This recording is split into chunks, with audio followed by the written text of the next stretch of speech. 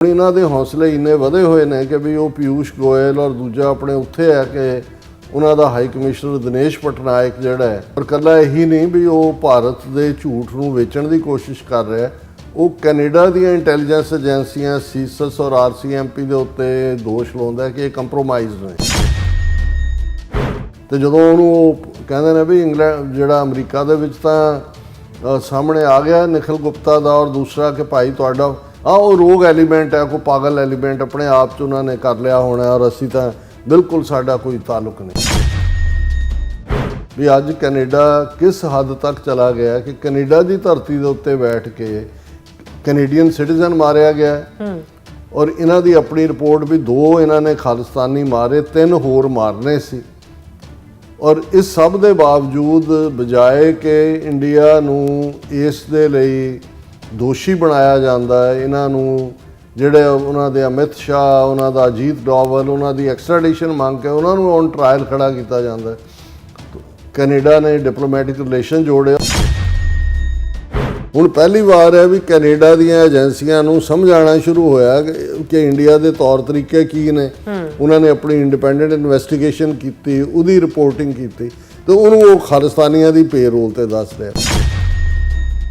ਉਹ ਜ਼ਮਾਨੇ ਗਏ ਜਦੋਂ ਕਿ ਤੁਸੀਂ ਬਿਆਨ ਦੇ ਕੇ ਤੇ ਕਹਿ ਦਿੰਦੇ ਸੀ ਜੀ ਕਿ ਮੇਰੇ ਬਿਆਨ ਕੋ ਤੋੜ ਮਰੋੜ ਕੇ ਪੇਸ਼ ਕੀਤਾ ਗਿਆ। ਹੁਣ ਤਾਂ ਹਰ ਚੀਜ਼ ਜਿਹੜੀ ਹੈ ਉਹ ਰਿਕਾਰਡਡ ਹੁੰਦੀ ਹੈ। ਦਿਨੇਸ਼ ਪਟਨਾਇਕ ਹੈ, ਉਹ ਪੂਰਾ ਯੂ ਟਰਨ ਮਾਰਦਾ ਹੈ, ਜਿਹਨੂੰ ਪੰਜਾਬੀ 'ਚ ਥੁੱਕਿਆ ਚੱਟਣਾ ਕਹਿੰਦੇ ਨੇ।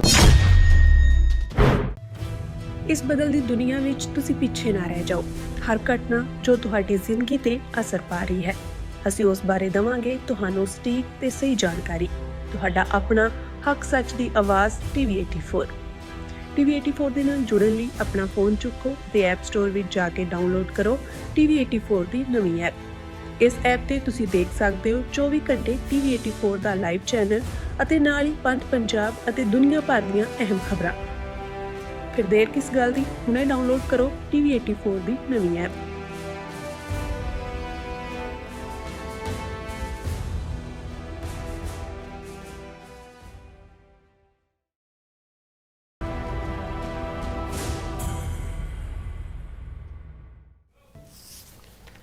ਵਿਊਅਰਸ ਵੈਲਕਮ ਬੈਕ ਹਮ ਪ੍ਰੋਗਰਾਮ। ਸੋ ਵਿਊਅਰਸ ਗੱਲਬਾਤ ਕਰਨ ਜਾ ਰਹੇ ਹਾਂ ਕਿ ਕੈਨੇਡਾ ਵਿੱਚ ਭਾਰਤ ਦੇ ਹਾਈ ਕਮਿਸ਼ਨਰ ਦਿਨੇਸ਼ ਪਟਨਾਇਕ ਨੇ ਬੀਤੀ ਕੱਲ ਗਲੋਬ ਐਂਡ ਮੇਲ ਨੂੰ ਜਿਹੜੇ ਦਿੱਤੇ ਇੰਟਰਵਿਊ ਵਿੱਚ ਕੈਨੇਡਾ ਦੀਆਂ ਖੁਫੀਆ ਏਜੰਸੀਆਂ ਨੂੰ ਖਾਲਿਸਤਾਨੀਆਂ ਦੀ ਪੇਰੋਲ ਤੇ ਦੱਸਿਆ ਸੀ। ਹੁਣ ਉਸਨੇ ਮੁਕੰਮਲ ਯੂ ਟਰਨ ਮਾਰਿਆ ਔਰ ਇਹ ਕਿਹਾ ਹੈ ਕਿ ਅਖਬਾਰ ਨੇ ਗਲਤ ਰਿਪੋਰਟ ਜਿਹੜੀ ਹੈ ਛਾਪੀ ਹੈ। ਸੋ ਮੈਂ ਐਸਾ ਕੁਝ ਨਹੀਂ ਕਿਹਾ, ਇਸ ਨੂੰ ਕਹਿੰਦੇ ਹਨ ਦਬਾਅ ਹੇਠ ਥੁੱਕ ਕੇ ਚੱਟਣਾ। ਸੋ ਇਸ ਬਾਰੇ ਆਪਾਂ ਗੱਲਬਾਤ ਕਰਨ ਜਾ ਰਹੇ ਹਾਂ। ਸੋ ਅਸੀਂ ਚਾਹਾਂਗੇ ਕਿ ਤੁਸੀਂ ਇਸੇ ਤਰ੍ਹਾਂ ਬੜੇ ਰਹਿਣਾ, ਦੇਖਣ ਸੁਣਨੇ ਜਾਂ ਲਿਖਣ ਲਈ ਤੁਹਾਡਾ ਸਭ ਦਾ ਬਹੁਤ ਬਹੁਤ ਧੰਨਵਾਦ। ਜੀ ਡਾਕਟਰ ਸਾਹਿਬ ਕੀ ਵਿਚਾਰਾਂ ਨੇ? ਦੇਖੋ, ਕੱਲ ਦਾ ਸਾਡਾ ਲੀਡ ਸੈਗਮੈਂਟ ਇਸ ਮੁੱਦੇ ਤੇ ਸੀ। ਦਿਨੇਸ਼ ਪਟਨਾਇਕ ਜਿਹੜਾ ਸਤੰਬਰ 2025 ਦੇ ਵਿੱਚ ਜਿਸ ਨੂੰ ਹਾਈ ਕਮਿਸ਼ਨਰ ਭਾਰਤ ਨੇ ਜਿਹੜਾ ਉਹ ਕੈਨੇਡਾ ਦੇ ਵਿੱਚ ਮੁਕਰਰ ਕੀਤਾ। ਉਸ ਤੋਂ ਪਹਿਲਾਂ ਜਸਟਿਨ ਟਰੂਡੋ ਨੇ ਜਦੋਂ ਇਹ ਕੈਨੇਡੀਅਨ ਪਾਰਲੀਮੈਂਟ ਦੇ ਵਿੱਚ ਖੁੱਲ੍ਹ ਕੇ ਇਹ ਕਿਹਾ ਕਿ ਕਿਵੇਂ ਹਰਦੀਪ ਸਿੰਘ ਨਿੱਜਰ ਦਾ ਮਰਡਰ ਇੰਡੀਆ ਦੀਆਂ ਏਜੰਸੀਆਂ ਨੇ ਕੀਤਾ। 6 ਉਹਨਾਂ ਦੇ ਆਲਾ ਜਿਹੜੇ ਡਿਪਲੋਮੈਟ ਸੀ, ਜਿਨ੍ਹਾਂ 'ਚ ਹਾਈ ਕਮਿਸ਼ਨਰ ਸੰਜੇ ਵਰਮਾ ਵੀ ਸ਼ਾਮਲ ਸੀ, ਉਹਨਾਂ ਨੂੰ ਪਰਸੋਨਾ ਨੌਨ ਗ੍ਰੇਟਾ ਕਿ ਤੁਸੀਂ ਇਸ ਮੁਲਕ 'ਚ ਨਹੀਂ ਚਾਹੀਦੇ, ਗੈਟ ਆਊਟ, ਉਹਨਾਂ ਨੂੰ ਬਾਹਰ ਕੱਢਿਆ ਸੀ। ਡਿਪਲੋਮੈਟਿਕ ਰਿਲੇਸ਼ਨ ਨਹੀਂ ਸੀ ਔਰ ਇਹ ਮਾਰਕ ਕਾਰਨੀ ਦੀ ਹਕੂਮਤ ਨੇ ਬਿਲਕੁਲ ਲੰਮੇ ਪੈਂਦਿਆਂ ਜਦੋਂ ਅਮਰੀਕਾ ਦੇ ਨਾਲ ਟ੍ਰੇਡ ਰਿਲੇਸ਼ਨ ਵੀ ਵਿਗੜੇ, ਟੈਰਿਫਸ ਦੂਜੀਆਂ ਲੱਗੀਆਂ, ਤੇ ਇਹਨੇ G7 ਦੇ ਮੌਕੇ ਵੀ ਜਿਹੜਾ ਉਹਨੂੰ ਮੋਦੀ ਨੂੰ ਸੱਦਿਆ, ਫਿਰ ਖੁਦ ਵੀ ਭਾਰਤ ਗਿਆ, ਉੱਥੇ ਵੀ ਡੀਲ ਕੀਤੀ। ਔਰ ਹੁਣ ਜਿਹੜਾ ਪੀਯੂਸ਼ ਗੋਇਲ ਉਹਨਾਂ ਦਾ ਕਮਰਸ ਨਾਲ ਰਿਲੇਟਡ ਮਿਨਿਸਟਰ ਹੈ, ਉਹ ਇੱਕ ਪੂਰਾ 80-90 ਬੰਦਿਆਂ ਦਾ ਪੂਰਾ ਇੱਕ ਵੱਡਾ ਡੈਲੀਗੇਸ਼ਨ ਜਿਹੜਾ ਕਦੇ ਵੀ ਸ਼ਾਇਦ ਉਹਨਾਂ ਦੀ ਹਿਸਟਰੀ 'ਚ ਕੈਨੇਡਾ 'ਚ ਨਹੀਂ ਆਇਆ ਹੋਵੇਗਾ, ਉਹਨੂੰ ਲੈ ਕੇ ਕੈਨੇਡਾ ਬੈਠਾ। 3 ਰੋਜ਼ਾ ਉਹਦਾ ਦੌਰਾ ਸੀ।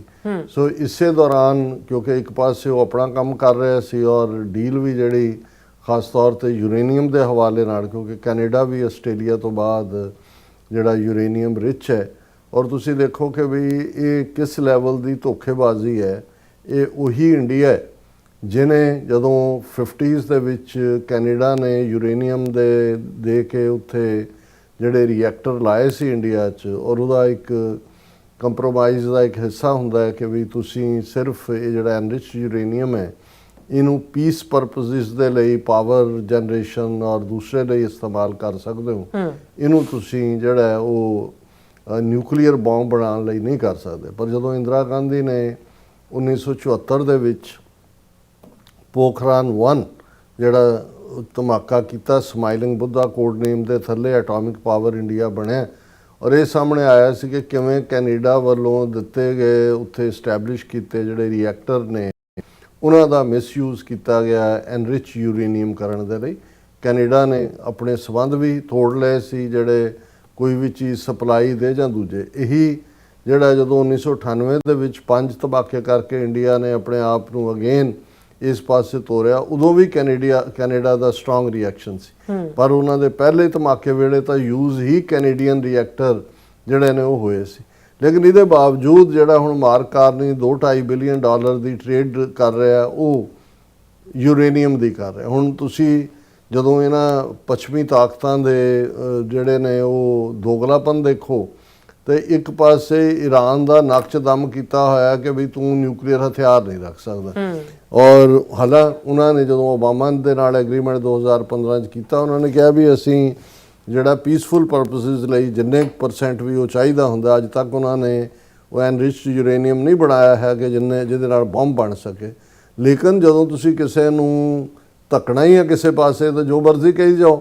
ਲੇਕਿਨ ਦੂਸਰੇ ਪਾਸੇ ਉਹ ਭਾਰਤ ਜਿਹੜਾ ਖੁੱਲ੍ਹ ਕੇ ਨਾਜ਼ੀ ਆਈਡੀਓਲੋਜੀ 'ਚ ਯਕੀਨ ਰੱਖਦਾ ਹੈ, ਸੋ ਕਾਲਡ ਅਖੰਡ ਭਾਰਤ ਦਾ ਮਤਲਬ ਨਾਲ ਦੇ ਸਾਰੇ ਮੁਲਕਾਂ ਨੂੰ ਆਪਣੇ ਥੱਲੇ ਜਿਹੜਾ ਉਹ ਆਪਣੇ ਜ਼ੇਰ ਲਿਆਉਣਾ। ਇਹਦੇ ਬਾਵਜੂਦ ਜਿਹੜਾ ਉਸ ਦੇ ਨਾਲ ਬਿਨਾਂ ਕੋਈ ਜਿਹੜੀਆਂ ਨੇ ਕੋਈ ਕਿਸੇ ਕਿਸਮ ਦੀਆਂ ਪਾਬੰਦੀਆਂ ਔਰ ਜਿਹਨੇ ਪਹਿਲਾਂ ਹੀ ਉਹ ਵਾਇਓਲੇਟ ਕੀਤਾ ਹੋਇਆ ਕੈਨੇਡਾ ਦੇ ਨਾਲ ਐਗਰੀਮੈਂਟ 1974 'ਚ ਵੀ ਔਰ ਉਸ ਤੋਂ ਬਾਅਦ ਵੀ ਤੁਸੀਂ ਉਹਦੇ ਨਾਲ ਡੀਲ ਕਰ ਰਹੇ ਹੋ। ਹੁਣ ਇਹਨਾਂ ਦੇ ਹੌਸਲੇ ਇੰਨੇ ਵਧੇ ਹੋਏ ਨੇ ਕਿ ਵੀ ਉਹ ਪਿਊਸ਼ ਗੋਇਲ ਔਰ ਦੂਜਾ ਆਪਣੇ ਉੱਥੇ ਹੈ ਕਿ ਉਹਨਾਂ ਦਾ ਹਾਈ ਕਮਿਸ਼ਨਰ ਦਿਨੇਸ਼ ਪਟਨਾਇਕ ਜਿਹੜਾ ਹੈ ਉਹ ਗਲੋਬ ਐਂਡ ਮੇਲ ਜਿਹੜੀ ਪ੍ਰੋਮੀਨੈਂਟ ਅਖਬਾਰ ਹੈ ਉਹਦੇ ਉਹਨਾਂ ਦੇ ਨਾਲ ਬੈਠ ਕੇ ਇੰਟਰਵਿਊ ਕਰਦਾ ਔਰ ਇਕੱਲਾ ਇਹੀ ਨਹੀਂ ਵੀ ਉਹ ਭਾਰਤ ਦੇ ਝੂਠ ਨੂੰ ਵੇਚਣ ਦੀ ਕੋਸ਼ਿਸ਼ ਕਰ ਰਿਹਾ, ਉਹ ਕੈਨੇਡਾ ਦੀਆਂ ਇੰਟੈਲੀਜੈਂਸ ਏਜੰਸੀਆਂ ਸੀਸਸ ਔਰ RCMP ਦੇ ਉੱਤੇ ਦੋਸ਼ ਲਾਉਂਦਾ ਕਿ ਇਹ ਕੰਪਰੋਮਾਈਜ਼ ਨੇ, ਖਾਲਿਸਤਾਨੀ ਬਹੁਤ ਜਿਹੜੇ ਨੇ ਉਹ ਉਹਨਾਂ ਨੇ ਜਿਵੇਂ ਇਹਨਾਂ ਨੂੰ ਪੇਰੋਲ ਤੇ ਪਾਇਆ ਹੁੰਦਾ। ਇਹੀ ਕਾਰਨ ਹੈ ਕਿ ਉਹ ਇੰਡੀਆ ਦੇ ਉੱਤੇ ਅਨਸਬਸਟੈਂਸ਼ੀਏਟਿਡ ਚਾਰजेस ਲਾਉਂਦੇ ਨੇ ਕਿ ਜੀ ਅਸੀਂ ਇਸ ਮਰਡਰ ਬਿਲਕੁਲ ਨਹੀਂ। ਕਿਹਨੂੰ ਪ੍ਰੂਵ ਕੀਤਾ ਜੀ? ਕੈਨੇਡਾ ਦੀ ਅਦਾਲਤ ਨੇ, ਜਾਓ ਪਹਿਲਾਂ ਕੋਰਟ 'ਚ ਪ੍ਰੂਵ ਕਰੋ। ਤੇ ਜਦੋਂ ਉਹਨੂੰ ਉਹ ਕਹਿੰਦੇ ਨੇ ਵੀ ਇੰਗਲੈਂਡ ਜਿਹੜਾ ਅਮਰੀਕਾ ਦੇ ਵਿੱਚ ਤਾਂ ਸਾਹਮਣੇ ਆ ਗਿਆ ਨਿਖਿਲ ਗੁਪਤਾ ਦਾ ਔਰ ਦੂਸਰਾ ਕਿ ਭਾਈ ਤੁਹਾਡਾ ਉਹ ਰੋਗ ਐਲੀਮੈਂਟ ਹੈ, ਕੋਈ ਪਾਗਲ ਐਲੀਮੈਂਟ ਆਪਣੇ ਆਪ 'ਚ ਉਹਨਾਂ ਨੇ ਕਰ ਲਿਆ ਹੋਣਾ ਔਰ ਅਸੀਂ ਤਾਂ ਬਿਲਕੁਲ ਸਾਡਾ ਕੋਈ ਤਾਲੁਕ ਨਹੀਂ। ਹੁਣ ਉਹ ਜ਼ਮਾਨੇ ਗਏ ਜਦੋਂ ਕਿ ਤੁਸੀਂ ਬਿਆਨ ਦੇ ਕੇ ਤੇ ਕਹਿ ਦਿੰਦੇ ਸੀ ਜੀ ਕਿ ਮੇਰੇ ਬਿਆਨ ਕੋ ਤੋੜ ਮਰੋੜ ਕੇ ਪੇਸ਼ ਕੀਤਾ ਗਿਆ। ਹੁਣ ਤਾਂ ਹਰ ਚੀਜ਼ ਜਿਹੜੀ ਹੈ ਉਹ ਰਿਕਾਰਡਡ ਹੁੰਦੀ ਹੈ। ਗਲੋਬ ਐਂਡ ਮੇਲ ਕਿਵੇਂ ਰਿਸਪੌਂਡ ਕਰਦਾ ਹੈ, ਇਸ ਗਲੋਬ ਐਂਡ ਮੇਲ ਦੀ ਆਪਣੀ ਕ੍ਰੈਡੀਬਿਲਿਟੀ ਹੈ। ਹੁਣ ਜਦੋਂ ਕਿ ਰੌਲਾ ਪਿਆ ਔਰ ਮੈਂ ਸਮਝਦਾ ਵੀ ਇਸ ਦੇ ਵਿੱਚ ਜਿਹੜਾ ਅੱਜ ਉਹਨੇ ਥੁੱਕ ਕੇ ਛੱਟਿਆ ਔਰ ਉਸ ਅਖਬਾਰ ਨੂੰ ਬਲੇਮ ਕੀਤਾ ਜੀ ਮਿਸ ਰਿਪੋਰਟਿੰਗ ਕੀਤੀ, ਇਹਦੇ 'ਚ ਇੱਕ ਵੱਡਾ ਰੋਲ ਹੈ ਕਿ ਜਿਹੜੀ ਤਿੰਨੋਂ ਹੀ ਜਿਹੜਾ ਈਸਟ ਕੋਸਟ, ਵੈਸਟ ਕੋਸਟ ਔਰ ਮਿਡ ਕੈਨੇਡਾ ਦੇ ਉਹ ਕਿਊਬੈਕ ਗੁਰਦੁਆਰਿਆਂ ਦੀ ਸੁਸਾਇਟੀ ਹੋਏ, ਬ੍ਰਿਟਿਸ਼ ਕੋਲੰਬੀਆ ਗੁਰਦੁਆਰਾ ਕੌਂਸਲ ਹੋਏ, ਓਨਟਾਰੀਓ ਸਿੱਖ ਗੁਰਦੁਆਰਾ ਕਮੇਟੀ ਹੋਏ, ਉਹਨਾਂ ਨੇ ਫੌਰਨ ਜਿਹੜਾ ਉਹਨੂੰ ਰਿਬਟਲ ਦਿੱਤੀ। ਉਹਨਾਂ ਨੇ ਜਿਹੜੇ ਇਨਕੁਆਇਰੀ ਕਮਿਸ਼ਨਸ ਕੈਨੇਡਾ ਨੇ, ਉਹਨਾਂ ਜਸਟਿਸ ਹੋਗ ਕਮਿਸ਼ਨ ਜਾਂ ਇੰਟਰਨਲ ਵੈਰੀਫਿਕੇਸ਼ਨ ਦੀਆਂ ਉਹਨਾਂ ਦੀਆਂ ਰਿਪੋਰਟਾਂ ਜਾਂ ਕੋਰਟ ਰੈਕਰਡ ਜਾਂ ਜਿਹੜੇ ਉਹਨਾਂ ਨੇ ਰਾਈਟ ਟੂ ਇਨਫੋਰਮੇਸ਼ਨ ਦੇ ਥੱਲੇ ਤੁਹਾਡੇ ਕੋਲ ਜਾਣਕਾਰੀ ਹੁੰਦੀ ਹੈ, ਬਿਨਾਂ ਉਹਨਾਂ ਨੇ ਕੋਈ ਗਾਲੀ ਗਲੋਚ ਕੀਤੇ ਇੰਡੀਆ ਨੂੰ ਸਿੱਧੇ ਤੌਰ ਤੇ ਉਹਨਾਂ ਨੇ ਕੈਨੇਡੀਅਨ ਲੋਕਾਂ ਦੇ ਸਾਹਮਣੇ ਰੱਖਿਆ ਕਿ ਵੀ ਆਹ ਇਹਨਾਂ ਦੇ ਸਬੂਤ ਨੇ, ਆਹ ਕੈਨੇਡੀਅਨ ਇਨਵੈਸਟੀਗੇਸ਼ਨ। ਔਰ ਅਸੀਂ ਵੀ ਕਿਹਾ ਸੀ ਵੀ ਅੱਜ ਕੈਨੇਡਾ ਕਿਸ ਹੱਦ ਤੱਕ ਚਲਾ ਗਿਆ ਕਿ ਕੈਨੇਡਾ ਦੀ ਧਰਤੀ ਦੇ ਉੱਤੇ ਬੈਠ ਕੇ ਕੈਨੇਡੀਅਨ ਸਿਟੀਜ਼ਨ ਮਾਰਿਆ ਗਿਆ ਔਰ ਇਹਨਾਂ ਦੀ ਆਪਣੀ ਰਿਪੋਰਟ ਵੀ 2 ਇਹਨਾਂ ਨੇ ਖਾਲਿਸਤਾਨੀ ਮਾਰੇ, 3 ਹੋਰ ਮਾਰਨੇ ਸੀ। ਔਰ ਇਸ ਸਭ ਦੇ ਬਾਵਜੂਦ ਬਜਾਏ ਕਿ ਇੰਡੀਆ ਨੂੰ ਇਸ ਦੇ ਲਈ ਦੋਸ਼ੀ ਬਣਾਇਆ ਜਾਂਦਾ ਹੈ, ਇਹਨਾਂ ਨੂੰ ਜਿਹੜੇ ਉਹਨਾਂ ਦੇ ਅਮਿਤ ਸ਼ਾਹ, ਉਹਨਾਂ ਦਾ ਅਜੀਤ ਡੋਵਲ, ਉਹਨਾਂ ਦੀ ਐਕਸਟ੍ਰੈਡੀਸ਼ਨ ਮੰਗ ਕੇ ਉਹਨਾਂ ਨੂੰ ਔਨ ਟਰਾਇਲ ਖੜਾ ਕੀਤਾ ਜਾਂਦਾ।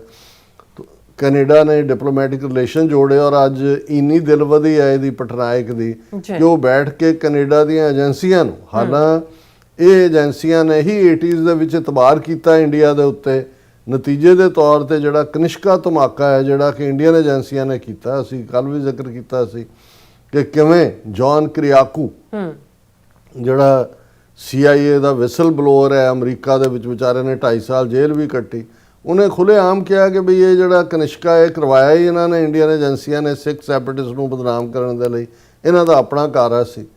ਹੁਣ ਇਸ ਸਭ ਦੇ ਬਾਵਜੂਦ ਔਰ RCMP ਨੂੰ ਮਿਸ ਇਨਫੋਰਮੇਸ਼ਨ ਇਹ ਫੀਡ ਕਰਦੇ ਰਹੇ। ਇਹੀ ਕਾਰਨ ਸੀ ਕਿ ਜਦੋਂ ਟਰਾਇਲ ਚੱਲਿਆ RCMP ਨੂੰ ਉਹ ਤਾਂ ਯਕੀਨ ਕਰਦਾ ਸੀ ਇੰਡੀਅਨ ਏਜੰਸੀਜ਼ ਉਹਨਾਂ ਨੂੰ ਮਿਸਫੀਡ ਕਰ ਰਹੇ ਸੀ ਜਾਣਕਾਰੀ। ਨਤੀਜੇ ਦੇ ਤੌਰ ਤੇ ਟਰਾਇਲ ਦੇ ਦੌਰਾਨ RCMP ਨੇ ਜਿਹੜੀਆਂ ਕੁਝ ਆਡੀਓ ਟੇਪ ਸੀ ਉਹ ਡਿਸਟਰੋਏ ਕਰਤੀਆਂ। ਉਹਨਾਂ ਨੂੰ ਲੱਗਾ ਕਿ ਬਈ ਅਸੀਂ ਤਾਂ ਕੰਮ ਹੀ ਇੰਡੀਅਨ ਏਜੰਸੀਆਂ ਦਾ ਕਰ ਰਹੇ ਸੀ। ਹੁਣ ਪਹਿਲੀ ਵਾਰ ਹੈ ਵੀ ਕੈਨੇਡਾ ਦੀਆਂ ਏਜੰਸੀਆਂ ਨੂੰ ਸਮਝ ਆਉਣਾ ਸ਼ੁਰੂ ਹੋਇਆ ਕਿ ਇੰਡੀਆ ਦੇ ਤੌਰ ਤਰੀਕੇ ਕੀ ਨੇ। ਉਹਨਾਂ ਨੇ ਆਪਣੀ ਇੰਡੀਪੈਂਡੈਂਟ ਇਨਵੈਸਟੀਗੇਸ਼ਨ ਕੀਤੀ, ਉਹਦੀ ਰਿਪੋਰਟਿੰਗ ਕੀਤੀ ਤੇ ਉਹਨੂੰ ਉਹ ਖਾਲਿਸਤਾਨੀਆਂ ਦੀ ਪੇਰੋਲ ਤੇ ਦੱਸ ਰਿਹਾ। ਪਰ ਕਿਉਂਕਿ ਉਹਦੀ ਰੀਬਫਿੰਗ ਹੋਈ, ਨਾਲ ਦੀ ਨਾਲ ਜਿਹੜਾ ਹੈ ਉਹਨਾਂ ਨੂੰ ਜਿਹੜਾ ਇਹ ਨਜ਼ਰ ਆਇਆ ਹੋਏਗਾ, ਡਿਪਲੋਮੈਟਿਕ ਪ੍ਰੈਸ਼ਰ ਵੀ ਹੋਏਗਾ ਕੈਨੇਡਾ ਦਾ ਕਿ ਭਾਈ ਤੁਸੀਂ ਸਾਡਾ ਬਿਲਕੁਲ ਹੀ ਜਲੂਸ ਕੱਢ ਕੇ ਰੱਖ ਦਿੱਤਾ ਹੈ। ਔਰ ਨਤੀਜੇ ਦੇ ਤੌਰ ਤੇ ਅੱਜ ਜਿਹੜਾ ਇਹ ਦਿਨੇਸ਼ ਪਟਨਾਇਕ ਹੈ ਉਹ ਪੂਰਾ ਯੂ ਟਰਨ ਮਾਰਦਾ, ਜਿਹਨੂੰ ਪੰਜਾਬੀ 'ਚ ਥੁੱਕਿਆ ਚੱਟਣਾ ਕਹਿੰਦੇ ਨੇ। ਅੱਛਾ, Indian envoy defends Canada ties, rejects report as misleading. ਉਹ ਕਹਿ ਰਿਹਾ ਜੀ ਇਹ ਮਿਸਲੀਡਿੰਗ ਹੈ। ਉਹ ਜਿਹੜੀ ਹੈ ਉਹ ਇਹਨੇ ਕਿਹਾ ਜੀ his remarks head been taken out of context and did not reflect India's current assessment of Canadian institutions, ਕਿ ਇਹ ਤਾਂ ਆਊਟ ਆਫ ਕੰਟੈਕਸਟ ਲੈ ਮੈਂ ਕਿਹਾ ਕੁਝ ਤੇ ਫਿਰ ਉਹ ਖੁਦ ਹੀ ਕਹਿੰਦਾ I am disappointed by the allegation made in Globe and ਮੇਲ।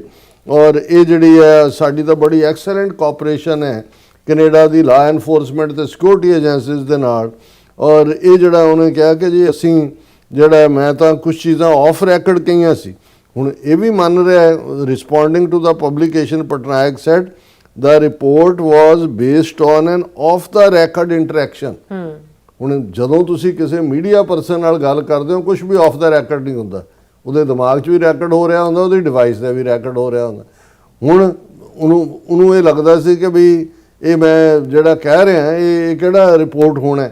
ਪਰ ਜਿਹੜੀ ਇਸ ਗੱਲ ਦਾ ਮੈਂ ਕ੍ਰੈਡਿਟ ਦਿੰਦਾ ਗਲੋਬ ਐਂਡ ਮੇਲ ਨੂੰ ਜਾਂ ਕੈਨੇਡਾ ਦਾ ਮੀਡੀਆ, ਲੇਟਲੀ ਉਹਨਾਂ ਨੇ ਮਾਰਕ ਕਾਰਨੀ ਨੂੰ ਘੇਰਿਆ ਹੋਇਆ ਕਿ ਵੀ ਤੁਸੀਂ ਟਰਾਂਸਨੈਸ਼ਨਲ ਰਿਪਰੈਸ਼ਨ ਦੇ ਮੁੱਦੇ ਤੇ ਵਾਇਓਲੇਟ ਕਰ ਰਹੇ ਹੋ ਕੈਨੇਡੀਅਨ ਸਿਟੀਜ਼ਨਸ ਦੇ ਰਾਈਟਸ ਨੂੰ, ਚਾਰਟਰ ਆਫ ਰਾਈਟਸ ਨੂੰ। ਔਰ ਉਹ ਇਹ ਕਹਿੰਦਾ ਹੈ ਕਿ ਜੀ report was based on an off the record interaction and relied on selective quotation. ਉਹ ਮੀਡੀਆ ਦਾ ਹੱਕ ਹੁੰਦਾ ਜਿਹੜਾ ਮਰਜ਼ੀ ਮੀਡੀਆ ਹੈਡਲਾਈਨ ਲਾਏ, ਜਿਹੜੀ ਮਰਜ਼ੀ ਕੋਟੇਸ਼ਨ ਦੇ। ਫਿਰ ਉਹ ਕਹਿੰਦਾ ਜੀ we have strong faith in Canada's institutions and completely reject these misleading allegation. ਤੂੰ ਆਪਣੇ ਮੂੰਹ ਤੇ ਚਪੇੜਾ ਮਾਰ ਖਲੋ ਕੇ ਸ਼ੀਸ਼ੇ ਦੇ ਸਾਹਮਣੇ ਆਪਣੇ ਆਪ ਨੂੰ ਜਿਹੜਾ ਉਹ ਛਾਲ ਮਾਰ ਖੂਹ ਦੇ ਵਿੱਚ ਕਿ ਤੂੰ ਮਿਸਲੀਡਿੰਗ ਜਿਹੜੀਆਂ ਗੱਲਾਂ ਕੀਤੀਆਂ ਨੇ। ਪਰ ਅਸੀਂ ਇਹ ਸਮਝਦੇ ਹਾਂ ਕਿ ਬਈ ਇਹ ਹੈ ਜਦੋਂ ਅਸੀਂ ਇਸ ਗੱਲ ਦੇ ਲਈ ਸ਼ਲਾਘਾ ਕਰਦੇ ਹਾਂ ਸਿੱਖ ਜਥੇਬੰਦੀਆਂ ਦੀ ਕਿ ਉਹਨਾਂ ਨੇ ਇਸ ਦੇ ਉੱਤੇ ਪੂਰਾ ਪਲ ਦੀ ਨਜ਼ਰ ਵੀ ਰੱਖੀ। ਔਰ ਇਸ ਦੇ ਨਾਲ ਜਿੱਥੇ ਇਹ ਪਿਊਸ਼ ਗੋਇਲ ਔਰ ਉਹ ਸਾਰਾ ਲਾਣਾ ਜਿਹੜਾ ਮੀਟਿੰਗਾਂ ਕਰ ਰਿਹਾ ਸੀ ਚੈਂਬਰ ਆਫ ਕਮਰਸ ਦੇ ਫਰਾਣਿਆਂ ਨਾਲ, ਸਿੱਖਸ ਫਾਰ ਜਸਟਿਸ ਦੇ ਜਿਹੜੇ ਉਤਸ਼ਾਹੀ ਨੌਜਵਾਨ ਨੇ ਉਹਨਾਂ ਨੇ ਖੁੱਲ੍ਹ ਕੇ ਕੱਲ 4-5 ਘੰਟੇ ਜਿਹੜਾ ਜ਼ੋਰਦਾਰ ਪ੍ਰੋਟੈਸਟ ਕੀਤਾ। ਸੋ ਮਤਲਬ ਇਹ ਹੈ ਵੀ ਕੈਨੇਡਾ ਦੀ ਸੋਇਲ ਦੇ ਉੱਤੇ ਨਾ ਇਹ ਪਿਊਸ਼ ਗੋਇਲ ਅਨਚੈਲੰਜ ਗਿਆ।